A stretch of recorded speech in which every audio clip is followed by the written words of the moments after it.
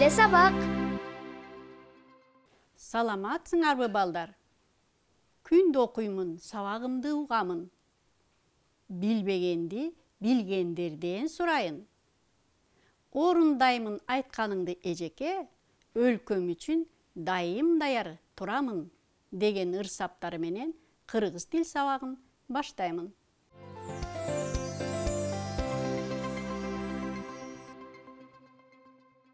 Балдар, окуу куралдарды, кыргыз тил китебиңерди, дептериңерди, калем сабыңарды жана жашыл, сары, кызыл карандашыңарды даярдап алгыла. Эки бутту жана денени түз кармоо менен отургучка түз отурула. Дептериңерди ачып, жазууга даярдап койгула да, сабакка көңүлүбүздү бурабыз. Өтүлгөндөрдү эске салалы. Муун деген эмне? Ооба, сөздүн бир ыргак менен айтылган бөлүгүн муун дейбиз. Муундун түрлөрү кайсылар? Муундун 3 түрү бар. Алар: ачык муун, жабык муун жана туюк муун. Келгиле балдар. Ийнелик деген сөзгө муундун түрлөрү боюнча талдоо жүргүзүп көрөлү. Ийнелик 3 муундан турду. Биринчи мууну и. Бул кайсы муун? Эгерде үндүү тыш менен башталып, үнсүз тыш менен аяктаса, анда ал жабык муун болот. Экинчи муун не. Бул муунду кандай муун дебейсиңер? Эгерде үнсүз менен башталып, үндүү тыш менен бүтсө, анда ал ачык муун деп аталат. Үчүнчү муун лик. Бул муун үнсүз тыш менен башталып, үнсүз тыш менен аяктаса, анда туюк муун болот. Балдар, биз өтүлгөндөрдү эсибизге салып алдык. Келгиле, ушул ийнелик деген сөзгө сүйлөм түзүп, сүйлөмдү талдап көрөлү. Ийнеликтин көзү өтө чоң болот. Бир убакта эле алдын да, артын да карай алат. Балдар, эмне үчүн артын деген сөз кызыл менен жазылып турат? Ойлонуп көргүлөчү. Азаматтар, туура таптыңар. Себеби ал сөздү ташымалдадык. Демек, балдар, бүгүнкү сабактын темасы сөздөрдү туура ташымалдоо. Бүгүнкү сабакта сөздөрдү ташымалдоонун жолдорун билесиңер. Ташымалдоонун жолдорун айырмалап айтып берет, тапшырмаларды аткарат. Ташымал деген эмне? Жазууда сапка батпай калган сөздүн бөлүгү жаңы сапка ташылып жазылат. Бул ташымал деп аталат. Сөздөр муун боюнча ташымалданат. Бул жерде кайсы сөздөр ташымалданган? Ооба, эки сөз ташымалданган. Сөздүн жана ташымалданат. Биз кантип ташымалдайбыз? Ташымалдоо эрежесин билесиңби? Сөздөр бир саптан экинчи сапка муунга бөлүнүшү боюнча ташылат. Мисалы: дептер, күзгү, топурак. Бир тамгалуу муунду сап башына жеп сап аягына калтырууга болбойт. Эне, ата, акыл. Келгиле балдар, сүрөт менен эстеп калууга аракет кылалы. Бул эмне?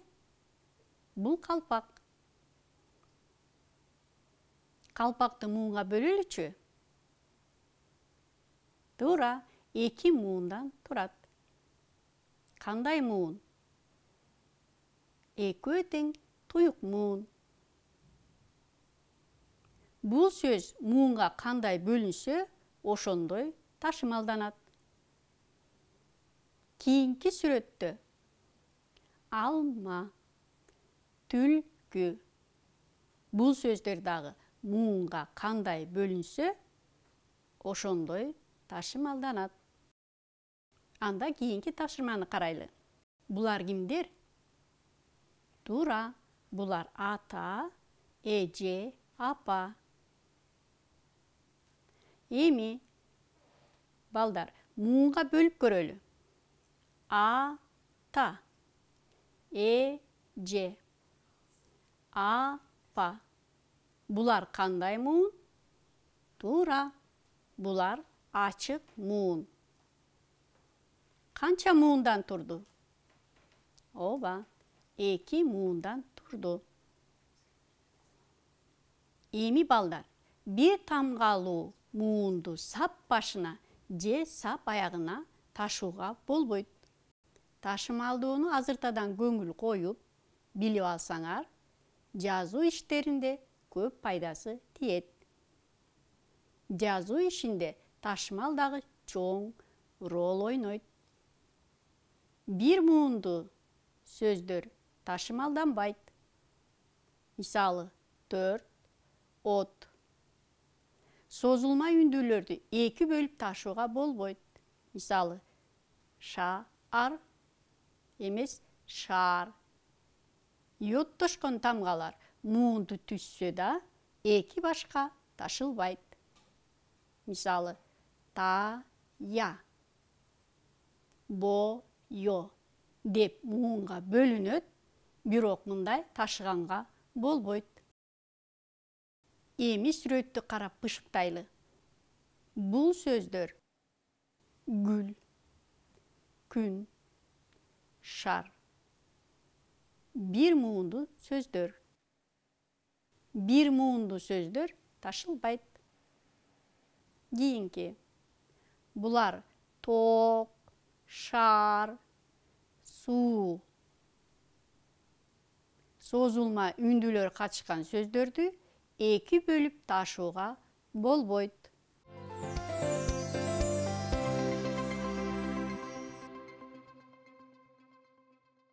Акылдуу ит. Тилек тоок, өрдөк бакты. Алар ырак, жайылчу. Бир күнү бир жөжөсүн кулаалы илип кетти. Ошондон кийин ал итин бошотуп койду. Ит акылдуу эле. Ал тоок, өрдөктөрдү кароочу болду. Тилек эч нерседен коркпой калды. Эми кулаалы да, ууру да келбей калды. Балдар, бул текстте эмне жөнүндө экен? Туура, акылдуу ит жөнүндө. Тилек эмне менен алектенчү экен? Туура, тилек тоок, өрдөк багуу менен алектенчү. Итин эмне үчүн бошотту? Ооба, жөжөлөрүн кулаалы илип кете баштаганда. А кулаалы деген эмне? Кулаалы алгыр куштардын бир түрү. Алар өтө күчтүү жана тез учушат. Ит тилекке кантип жардам берди? Жөжөлөрүн кайтарып жардам берди. Демек балдар, ит адамдын досу. Келгиле балдар, темага карата көнүгүү иштерин жүргүзөлү. Даярсыңарбы? Жазууну баштаардан мурун түз отуруп, дептерди бир аз кыйгач коюп, калемсапты 3 манжа менен кармап, сулуу жана таза жазганга аракет кылабыз. Көп чекиттин ордуна тиешелүү сөздөрдү коюп, көчүрүп жазгыла. Апам, үйдүн ичин жыйнады. Биздин класстын терезелери чоң. Бишкектин көчөлөрү кооз. Акыркы сүйлөмдөгү Бишкектин деген сөздү ташымалдагыла.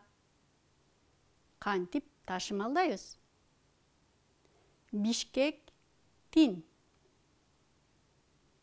же Бишкектин же болбосо Бишкектин.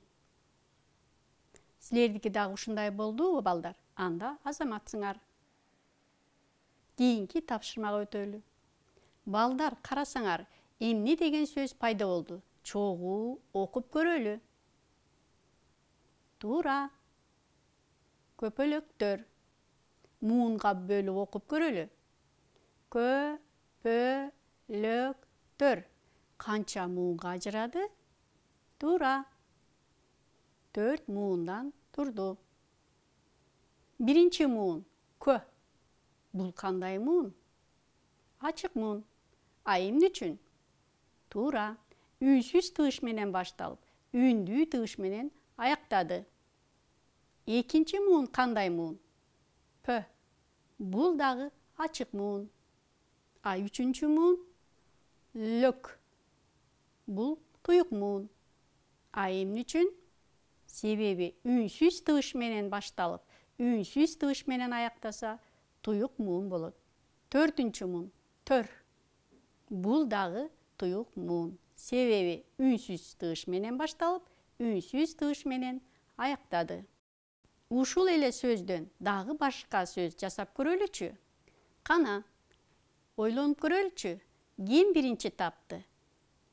Кайсы сөздөрдү таптыңар? Азаматсыңар. Көкөлөп, көпөлөктөр. Көпөлөк көкөлөп учту. Көпкөк. Көлдүн бети көпкөк болуп турат. Көп. Айылда бактарактар көп. Көк деген сөзгө өз алдыңарча сүйлөм түзгүлө. Анда кийинки тапшырмага өтөлү. Көрө турган көзү жок. Чымын байкуш кантекен. Таразасын көтөрүп, тармаңдаган шортумшук ташпага байкуш кантекен. Боору жерге жабышып, баса албаган балчактап, бакка байкуш кантекен. Боорунда буту жок. Жылан байкуш кантекен. Сууга муздак, сөөгү сыздап, көргүлүктү көргөн чыгар. Балык байкуш кантекен. Асан кайгы. Балдар, бул текстеги кызыл менен жазылган сөздөрдүн кайсынысы туура ташымалданган? Туура ташылган сөздөрдү гана көчүрүп жазасыңар. Демек, чымын, канти, боору, байкуш, балык. Калган сөздөрдү эмне үчүн жазган жоксуңар? Туура, ал сөздөр туура эмес ташылган.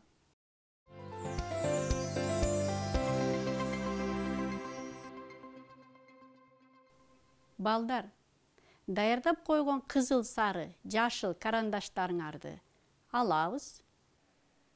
Эгерде баары сага түшүнүктүү болсо, дептердин четине жашыл тегерекче тартасың. Ал эми түшүнүп, бирок сурооң болсо, сары тегерекченин сүрөтүн тартып кой. Эгерде түшүнбөй калсаң, анда кызыл тегерекченин сүрөтүн тартасың. Тегерекчеңер өтө чоң болбосун. Бул бүгүнкү сабакта өзүңдү баалаганың. Балдар, силер бүгүнкү сабакка активдүү катыштыңарбы? Жооп бергенге аракет кылдыңарбы? Анда эрежелерди эсиңерге сактап, кайра кайталап окуп чыгасыңар. Сабагыбыз ушуну менен аяктады. Кайрадан көрүшкөнчө саламатта калгыла.